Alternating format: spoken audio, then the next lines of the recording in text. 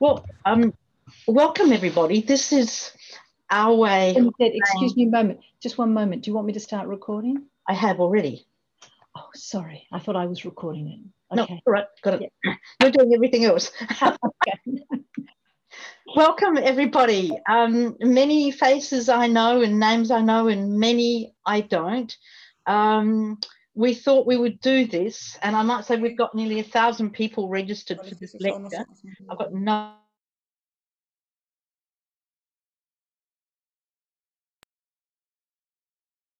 Bernadette, we've lost you. Turn your sound on. So okay, so you can hear me all right? Yes. I don't know why that happened. Okay, so I'll just say welcome again. I don't know when my sound got turned off. So welcome, and what we were going to do, as Darren described to you just before we started, is that if you have a question, type it in the chat box. She's going to monitor that. After the lecture, we'll go to a Q&A, and Darren will select your questions and read them out, and I'll try and answer them. I may not be able to answer them, but at least, you know, we can table the questions. Thank you all for coming. It's been a fantastic response to this lecture. It's a lecture I love doing. I haven't done it for many years, and of course one's always reworking the material, but we wanted to do something because it's just the end of, I think, what would also was a fairly extraordinary year. And we wanted to say thank you to our community that has given us so much support in this year, and we've tried to support you back. So it's sort of like a coming together with a Christmas type topic, and hopefully that you'll enjoy it. So I'm going to upload my PowerPoint. Darren, do you want to say anything while I'm uploading PowerPoints, etc.? Yes, I just wanted to say thank you all for coming. It's just wonderful to see you all here from a very broad, diverse backgrounds, but all interested in this topic, which is very, very current and very visible in the sky at the moment. So it's going to be an absolutely joyful hour that we've got ahead of us. And I hope you all enjoy it. And as I said, put comments and chat in the chat box and questions, which I will gather, and then I will feed them through to Bernadette in the Q&A session.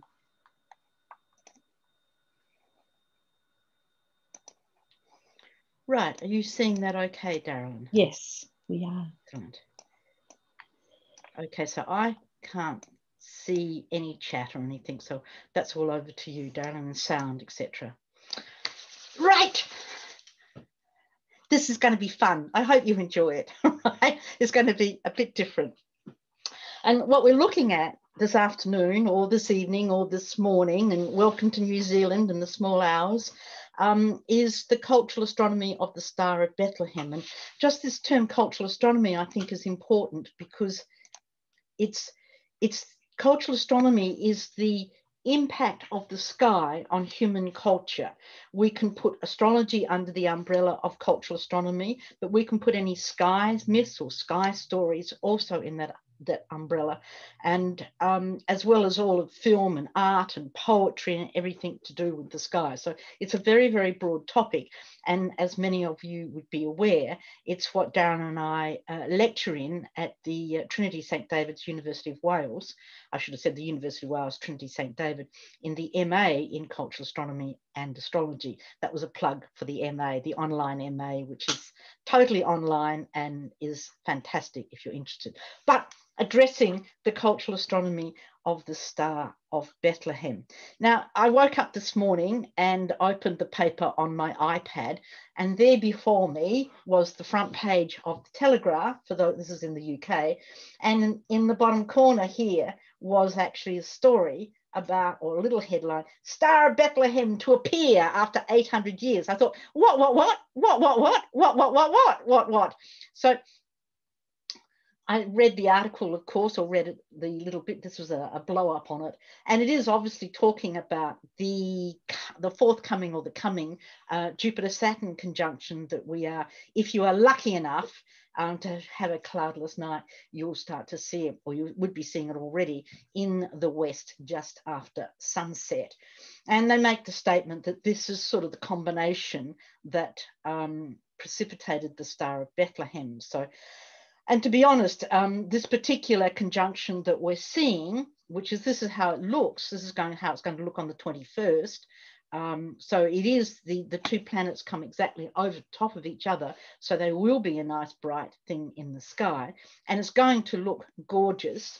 And I doubt if we're going to see it because of the cloud cover that's over the UK at the moment.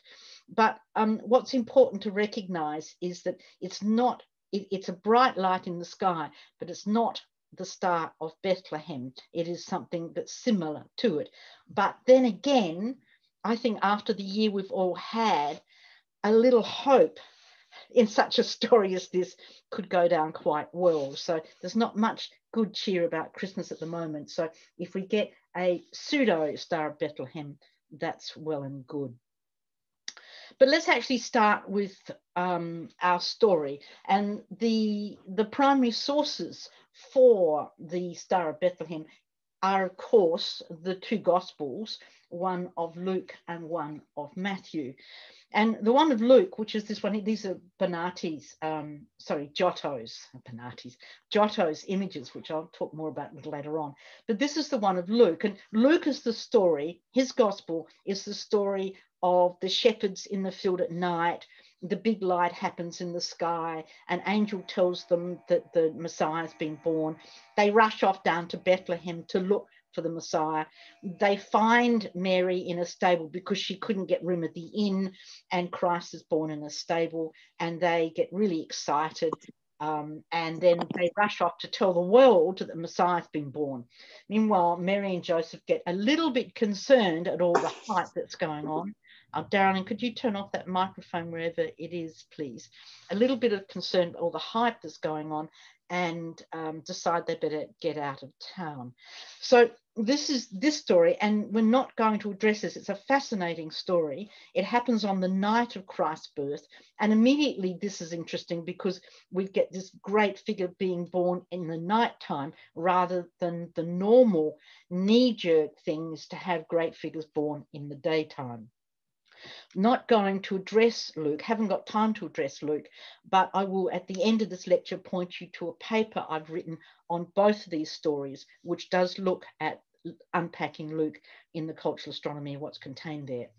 What we're going to do today is we're going to work with Matthew's pericope, and that is the story of the Star of Bethlehem. It's an utterly different story. It has almost no connection whatsoever with Luke's, except the Christ figure is in it, but it's a totally different sort of structure.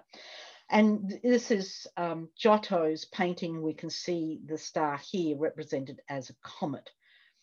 So I'm ahead of myself, however, because we can't start with the Gospel of Matthew. We can't start there because the Gospel of Matthew comes into an already ripe situation. So let's just have a little bit of a look at this ripe situation. Well before the time of Christ, there were prophecies about the birth of a Jewish Messiah or a Jewish king. We get the prophecy of Balaam, which talks of a star shall come forth out of Jacob, and a scepter shall rise out of Israel. And here's an illustration of that situation. And then there's also an earlier prophecy of Mirach from around about 750 BCE. And it simply states that there will be born in Bethlehem a ruler of Israel will come forth. So this is the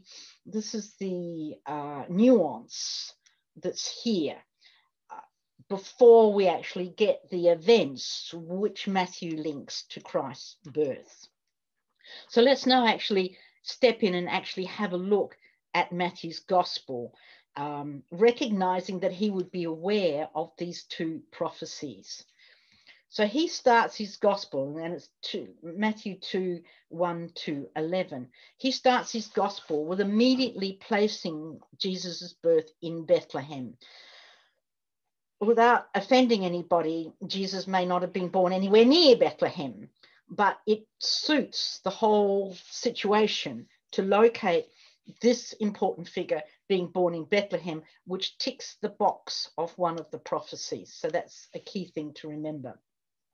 And Matthew says, Jesus was born in Bethlehem in the days of Herod the king. Behold, wise men from the east come to Jerusalem, saying, where is he who has been born King of the Jews?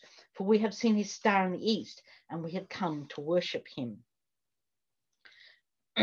Now, Herod is disturbed by this because Herod doesn't want a new king being born anywhere. I mean, Herod has already murdered his wife and his son. He's gone quite crazy by this stage. So he's not going to be overly excited by the news. But anyway, he says to the so-called magi, the three wise men, or the wise men, that the child would have to be born in Bethlehem because this is where the prophecy says. But could they hive off to Bethlehem, please, find the child, tell him where the child is, and then he would be able to come and adore the child. So the important part that we gain from this little bit of the gospel is that Christ is born before the death of Herod, according to Matthew, locating him in this prophecy. And Herod is generally agreed, Herod died around about 4 BC. So if we're going to look for any sky events whatsoever, we're going to take that approach to this, or we could just think the whole thing was a miracle and had nothing to do with the sky, and that would be the end of the lecture and we all just go home. But let's just acknowledge that, but move on from that position and say, righto, we're going to look for a sky event, and it has to be before 4 BC. So we don't want it sort of at 15 BC. We sort of want it in the last few years of Herod's reign. We get that sort of sense. So that gives us a time marker. Going back to Matthew's gospel, then we actually have that Herod summoned the wise men secretly. There's an element of secretness around this, and it's a little bit unclear as precisely what that is. And he asked them when the star did appear. We don't get told the answer. He then tells them to go to Bethlehem and come back and tell him where the child is, as I've already said. And when they heard the king, they went their way, and lo, the star which they had seen in the east went before them till it came to rest over the place where the child was. These very famous lines in Matthew. And then Matthew continues, going into the house, they saw the child with Mary, his mother. They offered him gifts, gold, frankincense, and myrrh. So what's important here is the kings, the 3 kings, and the gospel doesn't say there's 3, by the way, but we'll just say 3 kings for the sake of the argument. The kings do not go into a stable, they go into a house. And the gifts that they bring the king are the classic Middle Eastern items, which are the gifts to the divine: gold, frankincense, and myrrh. So these are the gifts that the gods live on in the Egyptian tradition. These are gifts to a sacred being. And we can see this idea of the Magi going to a house. So this is well past Luke's gospel. This isn't the night that Christ is born. This is sometime later when they catch up with him. Mary and Joseph are in a house, and they find Mary in the house, and Christ is a small child baby on her lap. And here they are, clearly in these 2 medieval pieces. They're located in a house. Now, Matthew continues the story. What actually happens is the 3 wise men, or the wise men, just disappear. They have a dream. They decide they're not going to go back and tell Herod where the child is. So they sort of just disappear. Then Matthew goes on, and this is 16 to 18, and he writes that Herod becomes filled with rage about the birth of the new king, and he doesn't want, he hasn't got any information from the Magi. All he knows from them is that the king has been born. So he orders the massacre of all the 2-year-old male infants, 2 years or younger, in Bethlehem. There's no real historical evidence for that massacre, but there's it's well documented, within the biblical sense.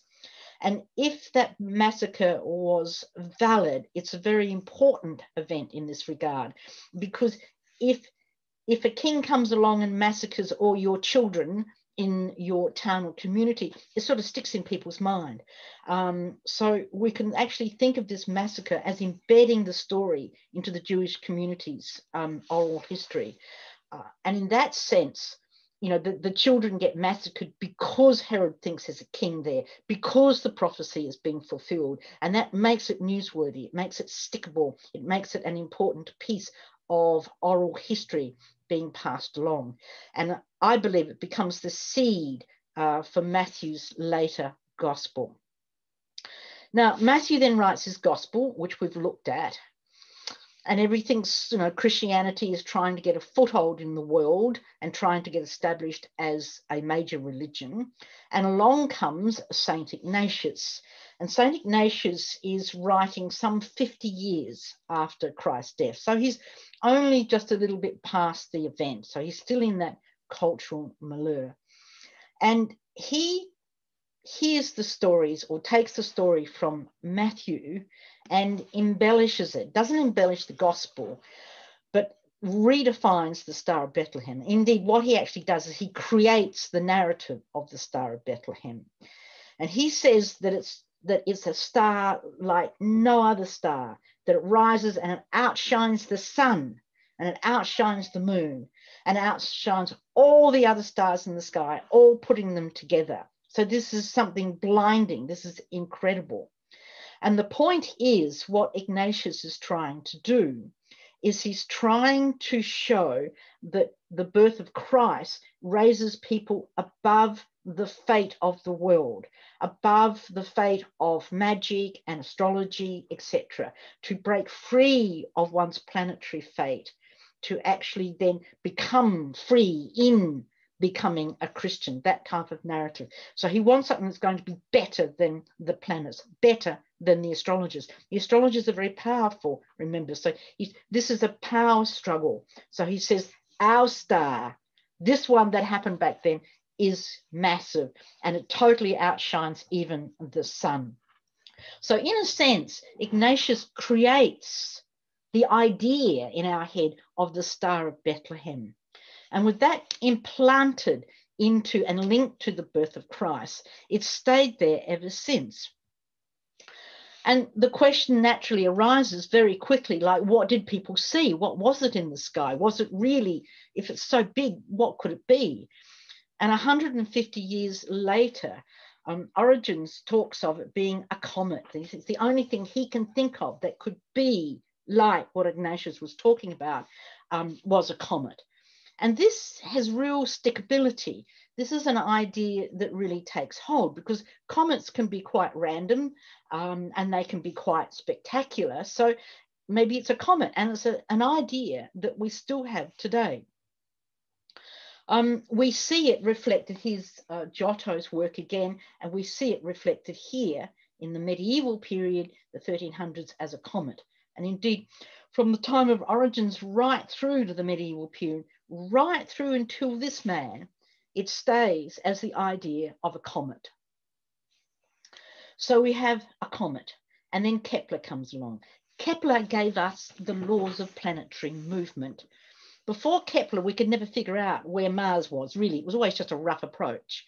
And he worked for years and years and years. He was like a human computer, calculating the planetary movements, and then finally working out the laws of the planetary movement. Massive achievement. And because of this, he also noticed something really quite important. He noticed in his time, about 1604, a really, really rare alignment of the three visible planets, Mars, Jupiter, and Saturn. And he worked out then that this could also have been happening around the time of Christ. So he put forward a different idea, and he said, hang on, it might not be a comet. It could have been caused by this rare triple conjunction of Mars, Jupiter, and Saturn. And in 1604, he had observed it. Here it is here. This is September, October 1604. And at the same time, he had observed a supernova, which he recorded. So for him, there was a simple logic here. First of all, using his amazing skills, he worked out that this particular combination would only happen every 796.4 years. And working backwards from where he was, he worked out that it occurred in 7 or 6 BCE. And that alerted him. He thought, God, golly, could this be something to do with the birth of Christ? But he hypothesized that this wasn't the Star of Bethlehem because this couldn't be bright enough. This couldn't fulfill Ignatius's description. And so he suggested that that this clustering of 3 planets caused a supernova. Their gravitational pull in some way caused a supernova to happen. And it would have been the supernova that was the star. This little rider part of Kepler's thinking gets overlooked. And people now just think, oh, let's just go for a Jupiter-Saturn conjunction. Which is sort of not quite what Kepler was talking about, because the truth is, this is the triple lineup or the alignment of Jupiter, Saturn, and Mars in January of 06 BCE. And they do get a bit tighter than this, but this is not a star. This is not it's not a bright star in the sky. So it does only happen once every 796.4 years, granted, so it's rare. It will, again, for those of you who are interested, it will happen in the middle of May 2418 CE, so about 400 years' time, it will happen again. And you can bet your bottom dollar when it does happen then, that astrologers then will be very excited by it. We'll see it as quite important because it's such a rare thing. And more than likely, it would have been the astrologers back then would also think of it as something very, very important, because they might not have known that it was only every 800 years or so, roughly, but they would have been aware that they hadn't seen it before. So where does this leave us? We know that this coming together of these 3 outer planets, the 3 superior planets they're called, these are the 3 visible planets. The other 2 are inferior, that's Mercury and Venus, always tied to the sun. But Mars, Jupiter, and Saturn are not tied to the sun, so they were considered the 3, and now after that there was nothing else visible, so they're considered the 3 most important planets. We know that Jupiter and Saturn come together every 20 years. We know that even if there's a 3rd one coming together, it's not going to be a bright star.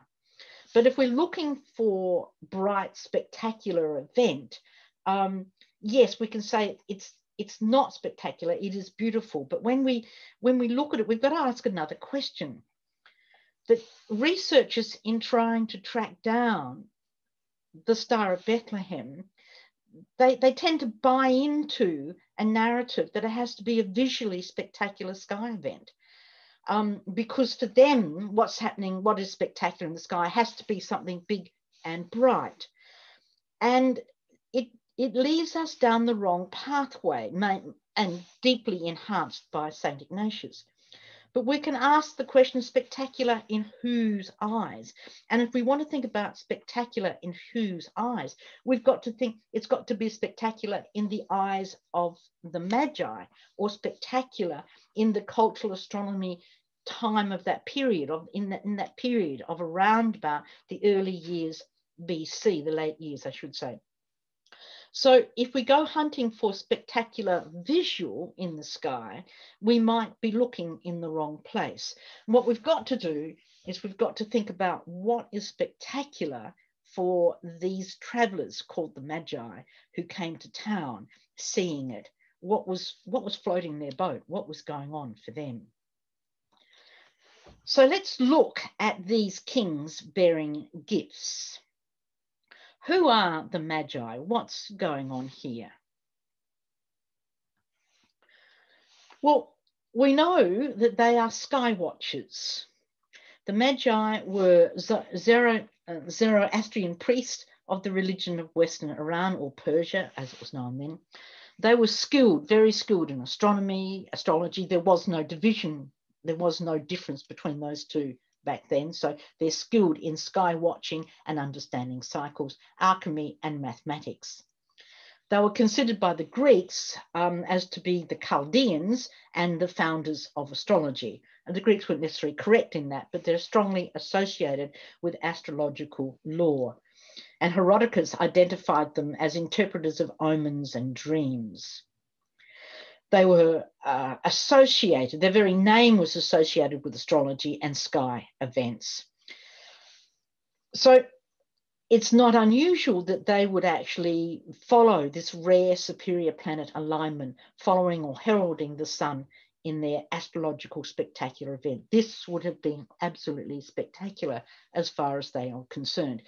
They may not have known that it was an 800-year cycle, but they would have known that they hadn't seen it before, and they would have known that something big was afoot. So this is pretty spectacular from their point of view.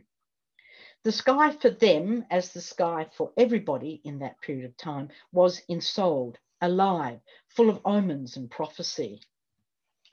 The astrology of the day placed importance on planets that rose or set with the sun or moon. The sun or moon was the powerhouse of the whole system, and planets rising or setting around them contributed to that powerhouse, helped them in some way.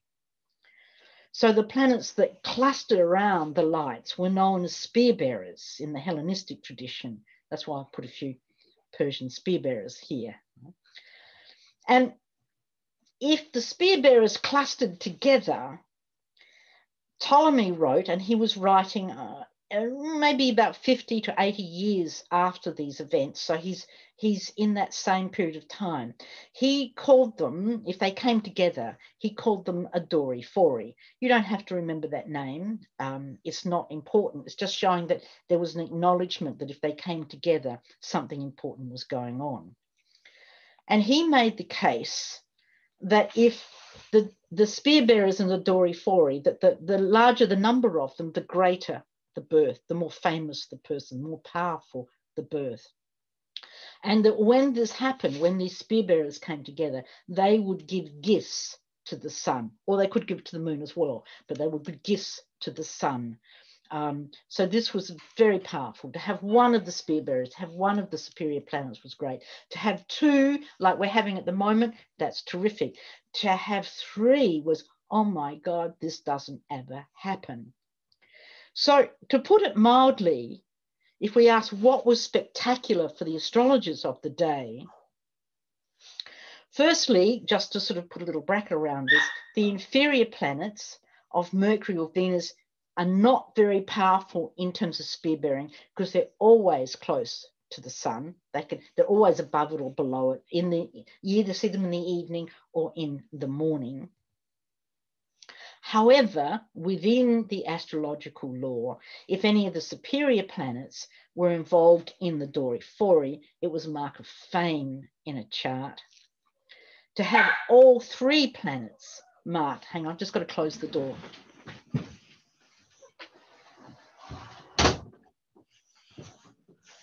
Sorry, people. To have all three planets in the Dory-Phori was a mark of truly astounding greatness. This just couldn't even think of a similar situation, except maybe it would be so great. It would be like Sirius the Great, 500 years earlier, the great Persian king. No one had a chart for him, but you know, there is this idea that you could get a king of kings. And since you never get these three planets coming together, as far as people know, then this would be a king of kings. So this is a spectacular event.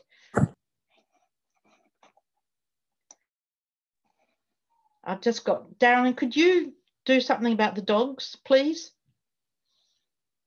Sorry, people. Okay, so we've got this spectacular event. And let's look at these gift-giving wise men.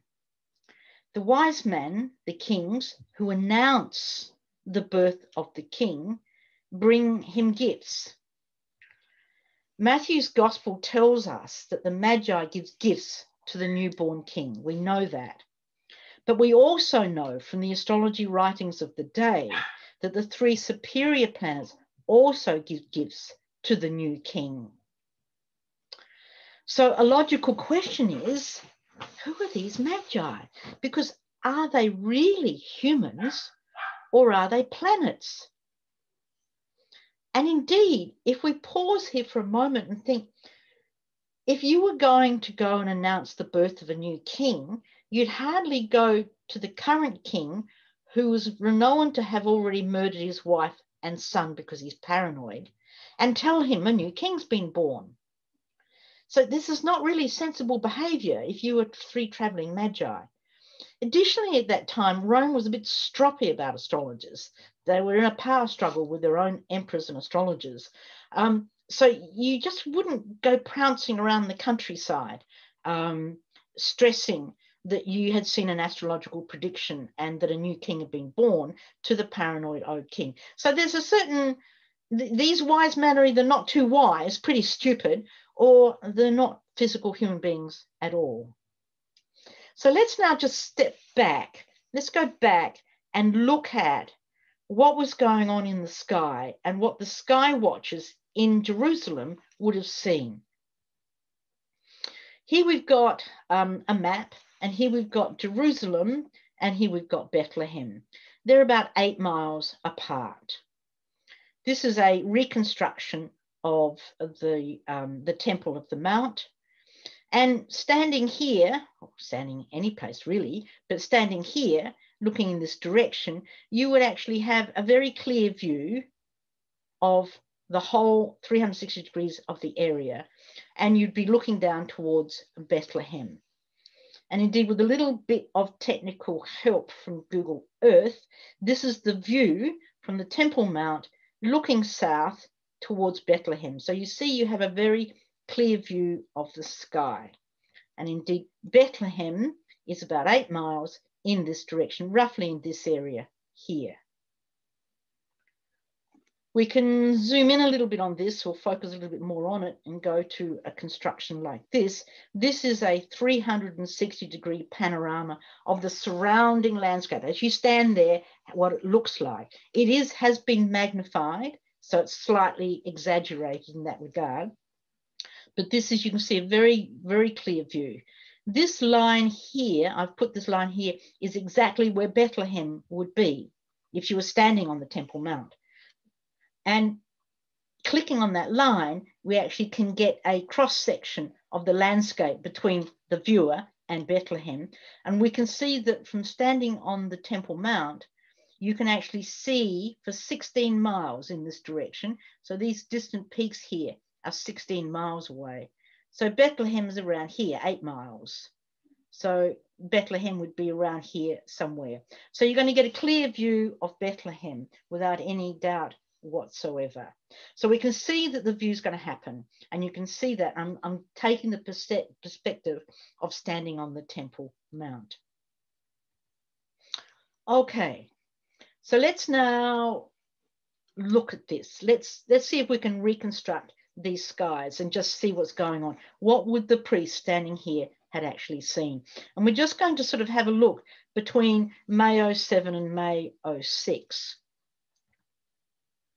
The first thing you would notice if you're one of the priests is standing there looking at this landscape.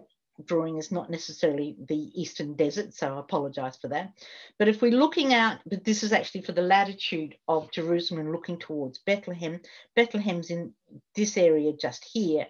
And if we're looking towards the south, we would see a Jupiter-Saturn coming together. Now, this is interesting, but not necessarily worrying in that regard. The Jupiter-Saturn happens every 20 years. They would have been expecting it. They know where it's going to be. They understand the cycle, and they would be watching it. But the thing is, it's all fairly straightforward. Nothing too concerning. And this is what it would look like, fairly close together in the sky here. And this is in May of 07. That should be 07 BCE, of course. Okay, so they're watching that, and as they watch it, it's slowly moving closer and closer to sunset.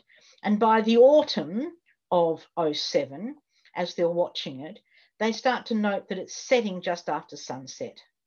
So it's over here, low in the sky. So it's setting.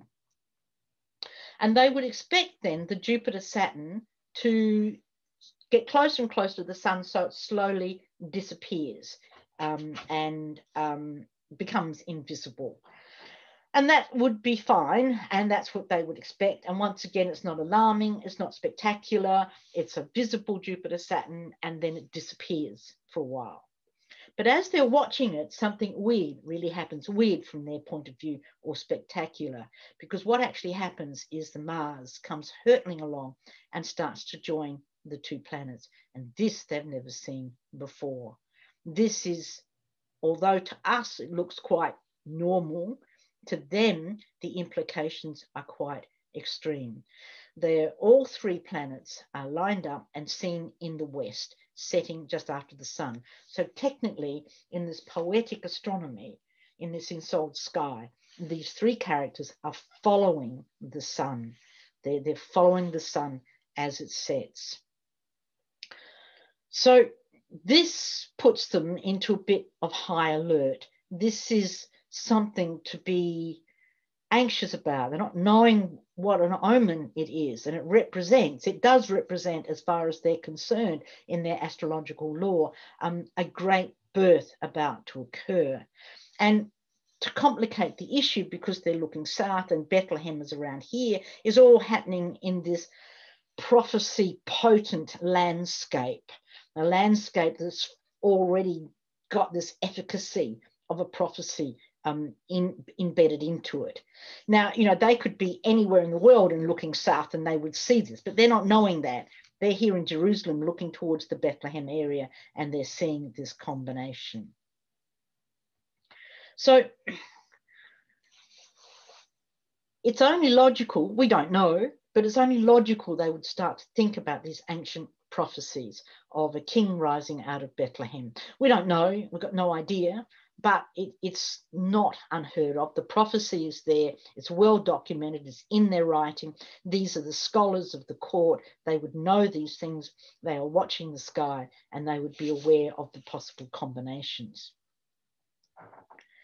Now, as they watch this and the three planets start to slide in closer to the sun, something else starts to happen, or rather has been happening at the same time slot, and that is Venus. Venus has been a bright evening star, a bright morning star. This is sunset. Pretend this is morning. There's a division here. They're not seeing this all in the same sky at the same time. There should be a line down here. Think of it like that. And Venus as a bright morning star is not unusual. We get it happening frequently, and it is spectacular and beautiful when you can see it, particularly in the morning, because the morning air is so clear. It's just beautiful. But Venus, and most people don't know this, but Venus is a little strange. She moves differently when she's actually at these extremes of being an evening or a morning star. And what Venus does is that generally a planet will go what they call retrograde. It's when it's in a particular relationship to the sun. It will appear to move backwards through the zodiac and then forward again. So most planets would go forward and then backwards and then forward, and that's it. But Venus does this weird stuff, because Venus can do that, but also Venus can go up and then go way off the ecliptic, up and then loop, and then come across like that. So she does this, instead of just a nice zigzag, she does this whole loop in the sky. Not all the time. There is a rhythm and a pattern to this, and the rhythm and the pattern repeats only every 243 years. So if you're watching an evening or a morning Venus and you're watching the way it reaches its culmination before the sun comes up and blots it out, if you're watching that and then plotting where it gets to each morning, if it's a morning Venus, where it gets to, and when you think you've got that figured out, then it happens again, you'll find that it'll be different. So you're not going to see the same sort of pattern in the sky for another 243 years. It's not something we worry about in this day and age, but it is a simple fact of the astronomy of the situation. Now, it's easy to look at Venus in loops like this, but let's actually put it into a landscape. So with Venus's variable retrograde loops, it changes the way that the star seems to work.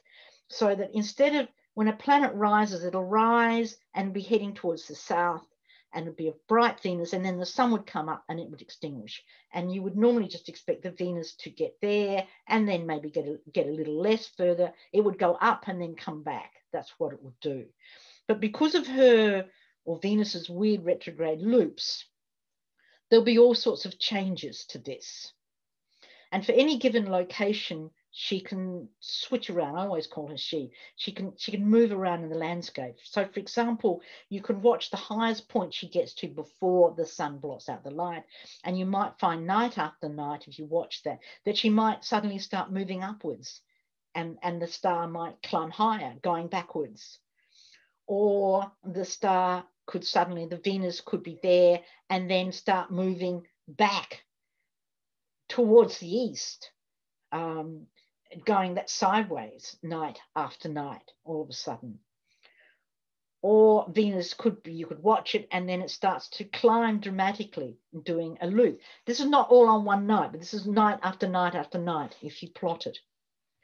Or alternatively, what Venus can do is climb and then stand still and then drop down over the same bearing in the same place in the sky before it moves back. And that was exactly what this Venus did as the three planets lined up in the west. Venus rose, and then every night it rose to exactly the same position. It didn't shift its position, it maintained its position, and then slowly, night after night, it simply dropped down on its bearing. And to represent that schematically for you, this is a diagram I've done, and this, I've slightly exaggerated it, but this is our landscape. This is Bethlehem. This is looking from the Temple Mount. So Bethlehem's here at a bearing of 203 degrees from the Temple Mount. And all of this is happening in the southeast. So all of this is happening here. It's not right over Bethlehem. It's about 60 degrees away. 60 degrees away is sort of like that much on the horizon when you're standing at the Temple Mount. So it's just to one side. But it's not on this side. It's not to the northeast, it's to the southeast. And what happens is Venus started to rise as a bright star, and this is every night, if you think of the highest point it can get before the sunlight blocks it out, and then it just hovers, and then every night it's just getting lower and lower and lower and lower, and then slowly it drops back as the sun catches it up. So we get this amazing event. So what we have the three planets, which is spectacular in the astrological use of thinking. And at the same time, we have the three planets and they disappear while this Venus is doing this hovering and hanging. So the three planets are there, then slowly they disappear because the sun's gotten closer and closer to them, so they disappear. And they're not there at sunset and they're not there at dawn because they're contained in the sun's light. So they're watching the sky drama because we've got these three characters and then they disappear. And meanwhile, on the other side of the coin in the morning, we've got this morning Venus doing this spectacular thing. They're not really sure what's going on. They keep watching.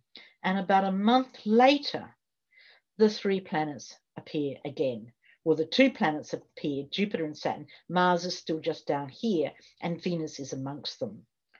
So they're all together there. They've gone. They've disappeared from the west. They've disappeared for a month, and suddenly they've appeared with the star. They've joined the star.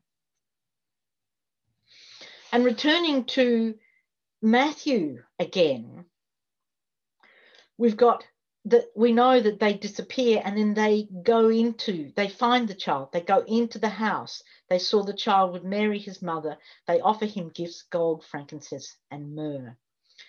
So the kings arrive sometime after Christ's birth. They travel to the house of Mary and Joseph, and they find the baby, and they give him their gifts, which we've got represented here. So what have we got here, therefore? We've got all these bits and pieces. What have we got? We've got, first of all, we've got the kings or the wise men arrive, labelled as magi. Magi is equivalent to astrology, but also they are the astrological markers of a great birth. So the three kings announce the birth of a king. There they are, announcing the birth of the king. At the same time, by itself, the Venus is not a spectacular, although it's a beautiful sight. But at the same time, we've got a lovely morning Venus, and it just so happens that it's doing one of its weird little retrograde loops where it is actually just hovering and dropping down. And in the direction, not exactly over it, but in the direction of Bethlehem. And then what happens? The kings disappear, and then they reappear again, now in the house of the sun, the house of the king. And within astrology, when you say that something's in the house of something, rather, you actually mean it's in the same sign. So if something is close together with the sun, it's in the house of the sun. That's the language that's used. So the three kings appear now in the house of the new king.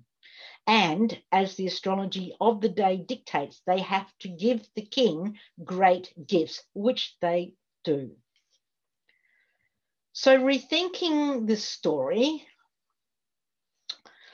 we can hypothesize that the scribes or the priests of Jerusalem could have noted the astrological spectacular clustering of the three superior planets. They are the ones that see it. At some points, it would have been pretty nervy, but at some points, the scribes inform Herod of the threat to his rule. They tell him a great king has been born and he needs to do something about it. And they base their argument in the astrology of the Magi. So who announced the king's birth? The Magi, the planets. The three planets, with their worrying implications as far as the priests of Judah are concerned, they disappear. And only after a period of time, they reappear in the east along with the star and in the house of the sun.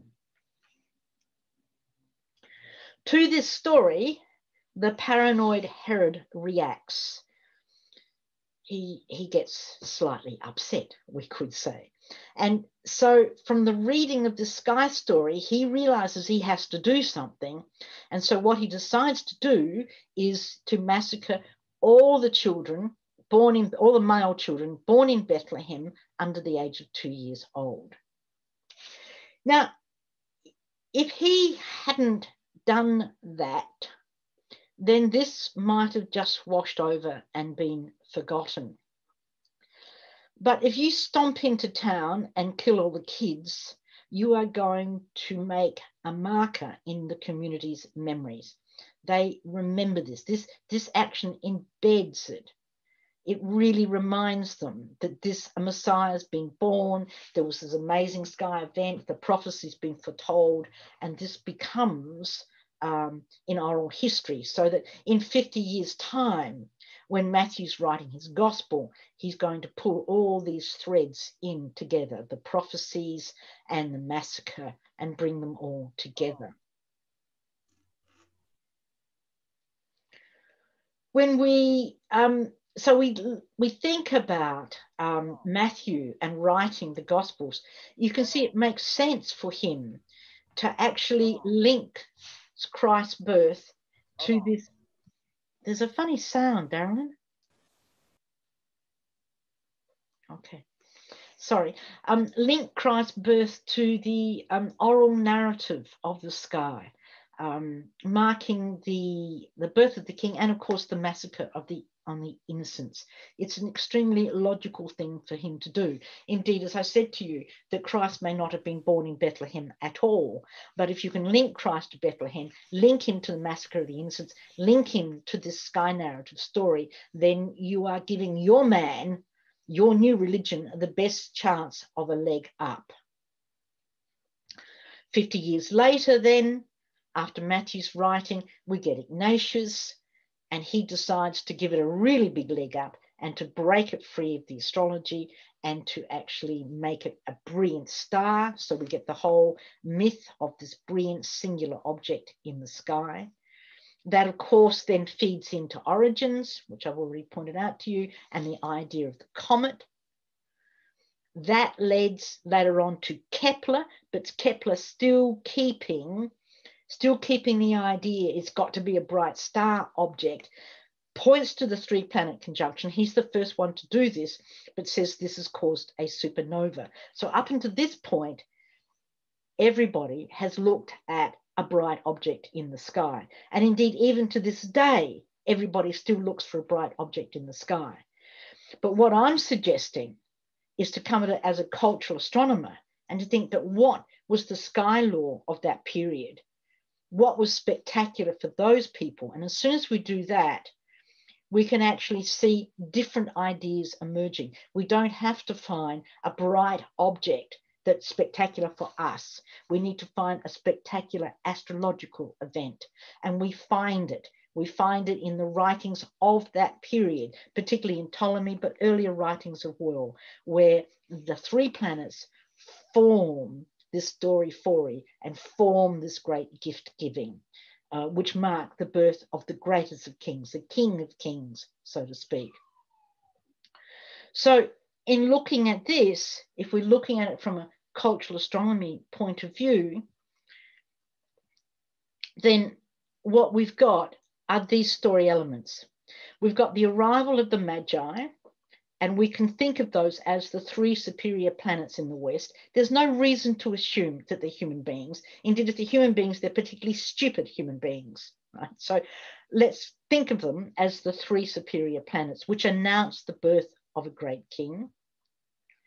We get a bright star in the east, which we know is Venus, and they know it's Venus. There's no great mystery about that. But Venus is gorgeous when she's at her greatest elongation. She really does give, I mean, Venus is the Christmas tree image that is used for talking about the Star of Bethlehem. And indeed, if you get a good Venus on a clear morning in a dark sky, it does look like that because our eye breaks up the light and does this sort of spiky thing to it. And I personally have seen Venuses like that. They are breathtaking.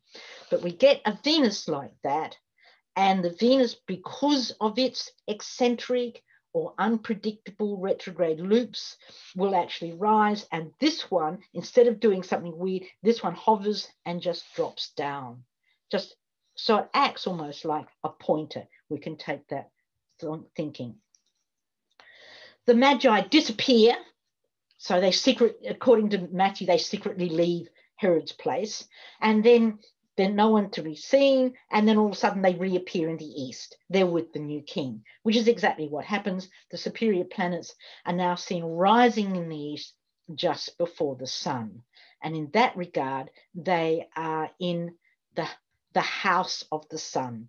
This is the astrological term for being in the same zodiac sign as the sun, or very close to the sun, and it's called you would be in the sun's house. House and sign were considered interchangeable in their terminology in that period of time. So they go to the new king's house.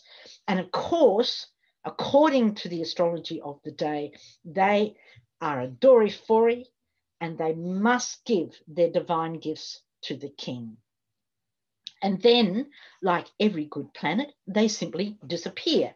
So Matthew has them going off, disappearing, and that's exactly what they would appear to do in terms of they would break apart and continue on in their own orbits. And the whole of this story gets remembered because of Herod. The whole of this story, I believe, is embedded into the collective because of the massacre of the innocents, which means by the time Matthew's writing his gospel, it's fresh. It's a story that's rattling around. He's learned it from his father's learned it from his father, and that's about all you have to do. You don't have to go back much further than that to know of these stories that are there about. So what do we have? This is what I think we have. The Star of Bethlehem is not a single event. It's the title of a sky story. It's the title of a sky narrative. It's the title to a play that's happening in the sky. And it's a title of a story of planets rising and settings and the comings and goings, which become embedded into the oral history of the community by the actions of a ruthless king. So we have the three kings who announce the birth and the star of the hovering Venus. So hopefully you have found this useful for your own thinking. It's a way of coming at this story, looking at the way the sky was viewed in that period of time and what was important to those people in that period of time. And it makes sense of all of the components. So what we're looking at with the whole narrative is this beautiful sky play, which is using Hellenistic astrology wrapped up in poetic language. If you want more on this, I've written a whole paper on it. You'll find it on my Academia EU site, the Star of Bethlehem and Luke's Shepherds. That's where I also unpack Luke's story, which is another fascinating story. So you can just simply, if you just type in that URL or simply go to academia.edu and type my name, you'll get to this page and you can download that if you want Christmas reading a little, and that's got all the references and everything there. So I just want to finish this lecture by wishing you all, from myself and for Darylyn, before we cross to the Q&A, just wishing you all a really, really wonderful solstice, a happy solstice. And I think we all sort of happily bless an ending to 2020. I think it's lovely that the sky is giving us a beautiful Jupiter and Saturn at the moment, not the Star of Bethlehem, of course, but and as I said right at the beginning, anything that gives the world a little bit of hope at this time is greatly welcomed, and I think that's wonderful. And so we just want to wish you a happy and very healthy 2021. So that's my lot, darling, and I'll stop sharing. And we can now move to a Q&A. Lots of